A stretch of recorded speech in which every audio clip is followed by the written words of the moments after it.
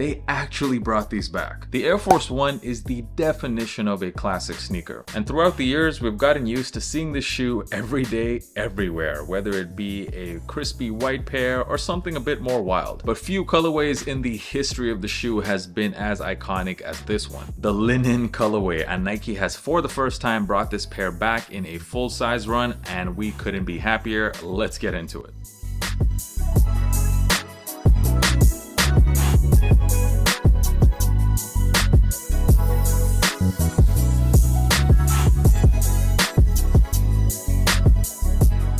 So the Air Force One linen, these dropped officially on June the 13th, a retail price of $135. In Europe, these went for 130 euros. And they were fairly easy to get. They were released in pretty big quantities. Pretty much any store that sold Air Force Ones got these. Although I've noticed that the bigger sizes are selling out quite quickly, at least here in Europe. Most of the stores don't have any sizes past a men's 10 anymore. So I don't suggest sleeping on these. These are going to sell out. Normally the retail price on an Air Force One is $115, so this definitely does come with a bit of a markup, but as we'll find out later on in this video, it's well worth the price. Now, a lot of sneakerheads might tell you that the Air Force One might just be the most classic sneaker of all time, and these became super popular in the 90s and the 2000s. One particular region of the world where this shoe exploded in popularity was Japan, and in the early 2000s, Nike introduced its Concept Japan line, or Co.jp line, which included various sneakers, including the Air Force One and also the Jordan 1. And this particular pair, the linen colorway, which first dropped in 2001, it quickly became one of the most sought after sneakers in the world because of how clean this colorway was. At the time that these dropped, it was pretty rare to see pink being used on a men's shoe, so this sneaker was proof, in fact, that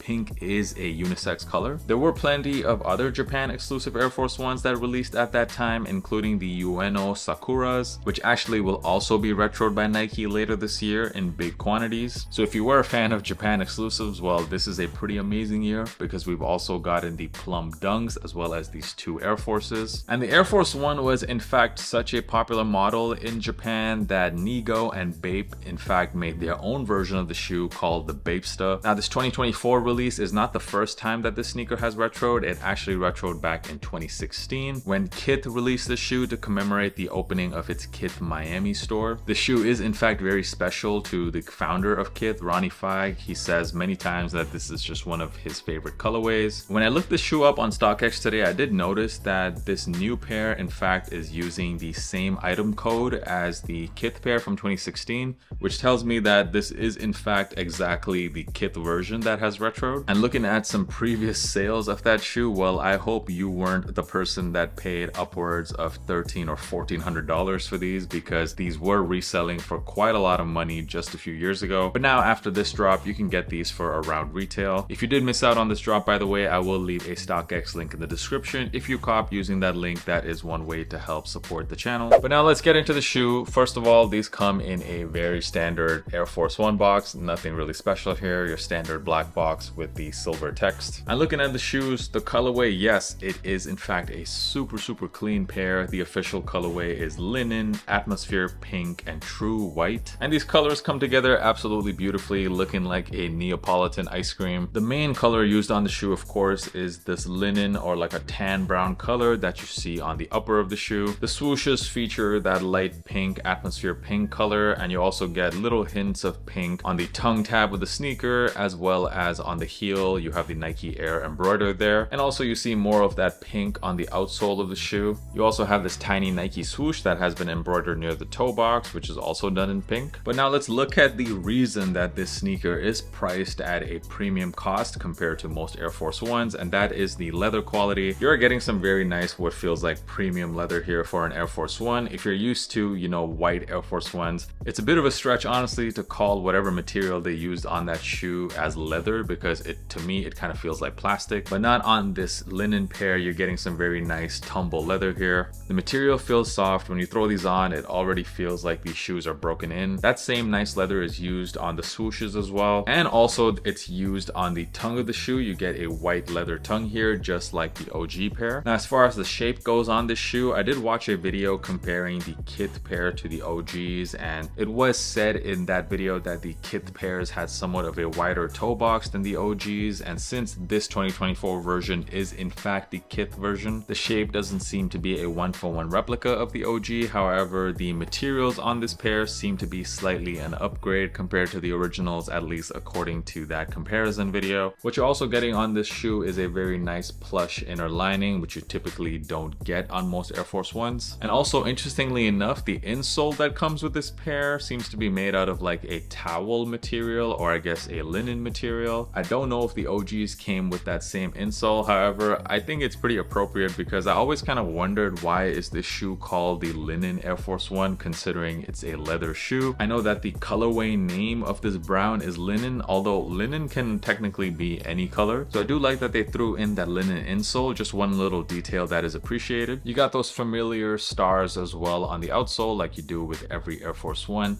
And as far as sizing goes, Air Force Ones fit me very differently than most other Nike shoes. I am a true size 11 US, but with all Air Force Ones, I go a half size down, which is what I did in this shoe as well. And I'm glad I did because these do fit me quite well. There is a slight bit of room in the toe box, even at a half size down. So maybe you could get away with going a full size down if you have narrow feet. But for me, half size down seems to be perfect. This is pretty much the only Nike sneaker besides the Field General 82 in which I go a half size down in. All other Nike and Jordan shoes, whether it be the Air Max 1, the Air Jordan 1, I always go true to size. And although I do find Air Force Ones kind of comfortable, it does have that air unit in the midsole. I wouldn't call these the most comfortable shoes. They've always felt a bit clunky to me on feet. But going back to as far as sizing goes, for the best fit, I would say go a half size down. And if you have narrow feet, then you might want to go a full size down. Overall, the Air Force One linens, I'm very happy to actually get my hands on such a legendary pair, and the colorway I think looks very, very exquisite on this. It's a very nice spring summertime color. In the summer, I do like to rock my Air Force Ones with some shorts. I think it's a great looking shoe, a nice low top sneaker, and even though there is a bit of pink on this sneaker, I still do think this is a bit of a neutral shoe. You can wear this with most light colors. I don't think you can really wear this with a black pair of pants, for example. It just wouldn't make any sense. But with most light colors, whether it be blue denim, white pants, and especially shorts, I think this shoe is gonna look great. Do let me know in the comments, what did you guys think about these? Are you happy to finally be able to add this to the collection? This was actually a grail sneaker for a lot of people, so to be able to get this for retail, I'm sure is gonna make a lot of people happy. And if you haven't already done so, make sure you're following me on Instagram because I'm dropping content on there pretty much daily. And if you're looking for some easy listening content, make sure you check out the Kickback Pod, which is my sneaker podcast that I do with my co-host. We just dropped a new episode, so hope you guys check that out and enjoy. Thank you guys so much for supporting the channel and for watching this video. I'll catch you guys in the next one.